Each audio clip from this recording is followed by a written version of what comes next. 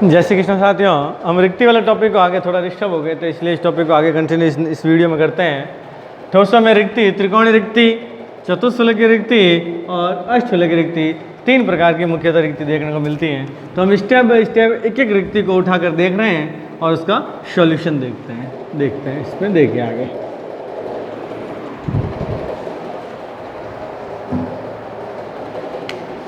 पहली रिक्ति करते हैं अपन त्रिकोणीय रिक्ति। त्रिकोणीय रिक्ति नाम से ही स्पष्ट हो रहा है कि इसमें क्या बनेगा, ट्रायंगल बनेगा, त्रिकोण बनेगा। तो त्रिकोणीय रिक्ति में अपन लिख सकते हैं, यह तीन अवयव कणों से के मिलने से बनती है। यह तीन अवयव कणों से मिलकर बनती है। यह अधोमुखी या ऊर्ध्वमुखी,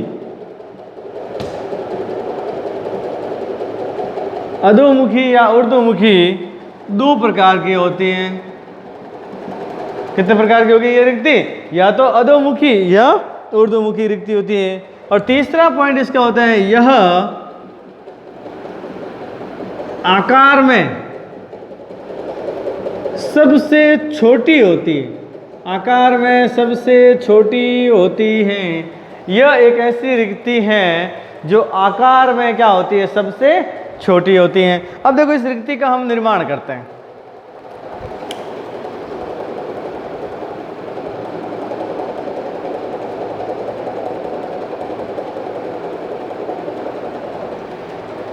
अगर ये तीन अवयव कणों की अगर रिक्ति देखें तो देखो ये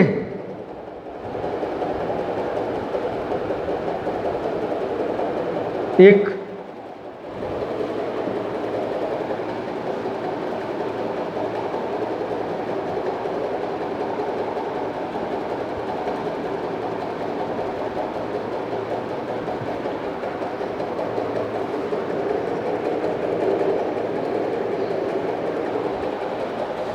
तो ये जो रिक्ति है वो है ऊर्ध्वमुखी।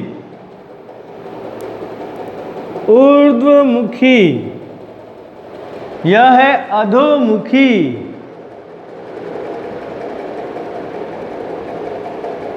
देखो कैसे इस में रिक्ति में जो त्रिभुज बन रहा है वो कैसे बन रहा है, जो ये हिस्सा है ये कहां है,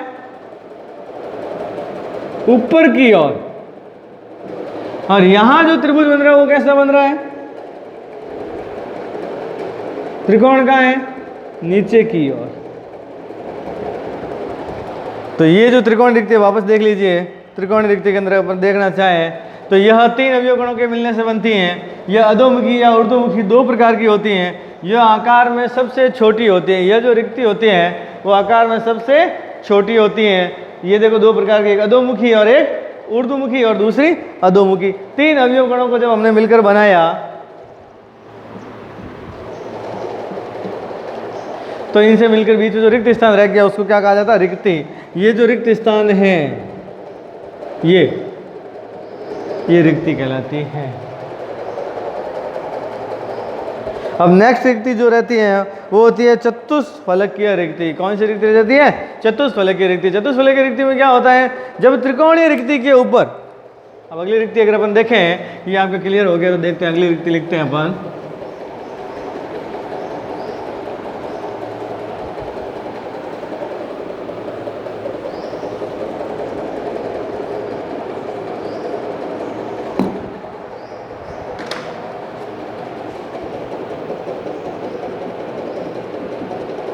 चतुष्फलकीय रिक्ति वही जब त्रिकोणीय रिक्ति के ऊपर, इसकी परिभाषा होती है त्रिकोणीय रिक्ति पर एक अवयव कण को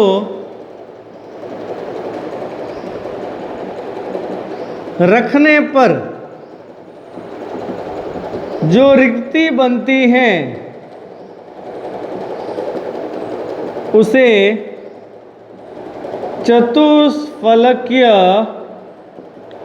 रिक्ति कहते हैं। जब त्रिकोणीय रिक्ति के ऊपर एक अवयव कण को रखा जाता है तो उससे जो रिक्ति बनती है यह चतुष्फलकीय रिक्ति कहलाती है। यह 4 अवयव कणों के मिलने से बनती हैं। यह 4 अवयव कणों के मिलने से बनती हैं। 4 अवयव कण मिल रहे हैं, इसका मतलब समन्वय संख्या कितनी हो जाती है इसकी? 4 हो जाती है। ये होगी। इसके बाद में किसी जालक में, अब देखो ये पॉइंट एक नोट करने जैसा पॉइंट होता है, मैं बोल रहा हूँ आप नोट कर लेना कि यह रिक्ति आकार में त्रिकोणीय से बड़ी, आकार में त्रिकोणीय रिक्ति से बड़ी होती है। एक पॉइंट एक हमारा ये भी नोट करना है, आकार में त्रिकोणीय रिक्ति से बड़ी होती है। और किसी जालक में चतुष्फलकीय रिक्तियों की संख्या उसमें उपस्थित अवयवी कणों की संख्या पर निर्भर करती है। उसमें उपस्थित अवयवी कणों की संख्या की दुगुनी होती है। यदि अवयवी कण 4 हैं तो रिक्तियां 2 होगी चतुष्फलकीय, मतलब कि उसकी क्या होती है? दुगुनी होती हैं। चतुष्फलकीय रिक्ति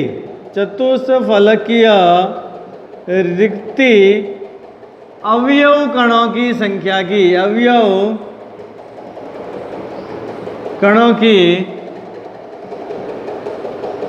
की दुगुनी होती हैं। जितने अवयव कण रहेंगे उसके दुगुनी संख्या में क्या रहेंगे अपने पास में?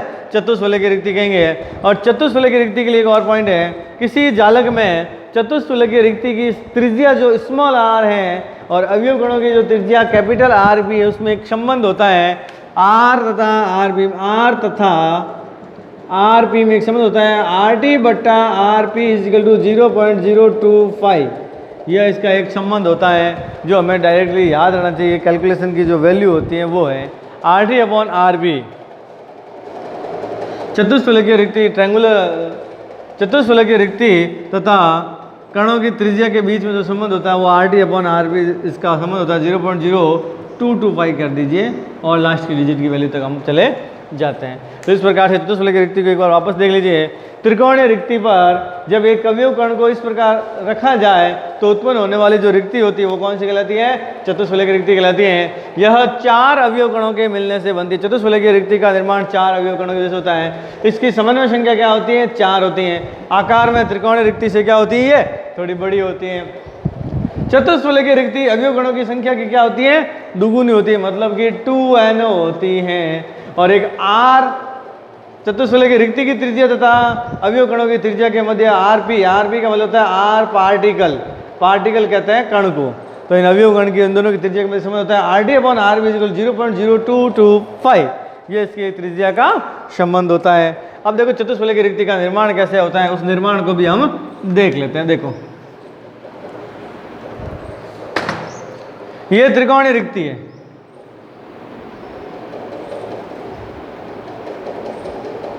ये इसके ऊपर एक अवयव कण रख दिया जाए तो इससे जो रिक्ति बनेगी वो कैसी रिक्ति कहलाएगी हमारे पास में? और इसका खुद का एक इस सर्कल का एक सेंट्रल पॉइंट ये रहेगा, इसको कहा जाता है चतुष्फलकीय रिक्ति। देखिए इस बोर्ड के अंदर देखते हैं इसको।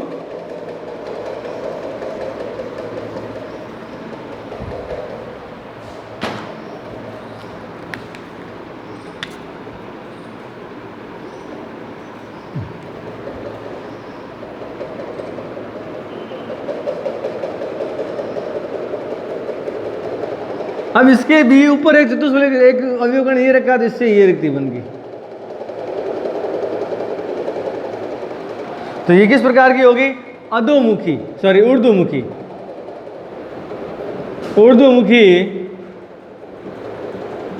चतुष्फलकीय रिक्ति। अब दूसरा डायग्राम देख लीजिए।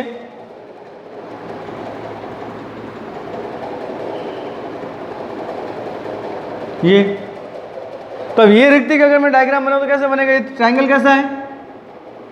ये त्रिकोण रिक्ति कैसी है? अधोमुखी, नीचे की तरफ मुख है इसका।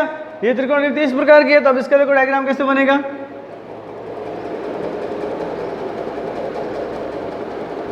हो गया।